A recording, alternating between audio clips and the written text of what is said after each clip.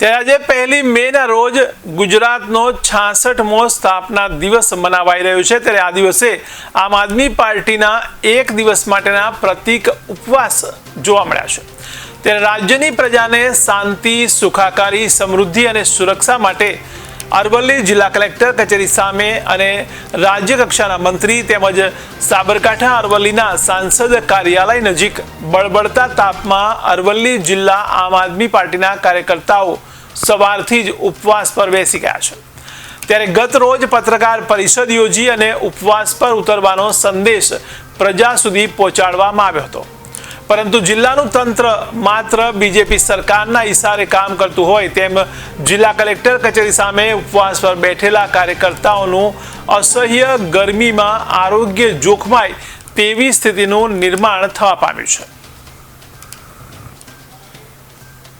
જયદીપ ચૌહાણ આમ આદમી પાર્ટી ગુજરાત ગઈકાલે જે જાહેરાત કરતી એ પ્રમાણે આજે ગુજરાત સ્થાપના દિવસે ગુજરાતની જે વર્તમાન તરાહો છે, ગુજરાતના દરેક ક્ષેત્રો હોય, ચાહે શિક્ષણ ક્ષેત્ર હોય, આરોગ્ય ક્ષેત્ર હોય, ખેડૂત વર્ગ હોય, કર્મચારી વર્ગ હોય, ચાહે મહિલા સુરક્ષાની વાતો હોય, ચાહે ભ્રષ્ટાચાર વિરોધી નીતિઓની જ્યારે વાત હોય, એ તમામ મોરચે જ્યારે સરકારની નિષ્ફળતાઓ સાસવારે સામે આવતી હોય છે ત્યારે ગુજરાત સરકારને ઈશ્વર માં ભારતી સત્વરે સદબુદ્ધિ અર્પે એ માટે આજરોજ આમ આદમી પાર્ટી અને ખાસ કરીને મોડાસા તાલુકાના ઉપક્રમે આજે જિલ્લા સેવા સદન અમે એક ઉપવાસનું આયોજન કર્યું છે।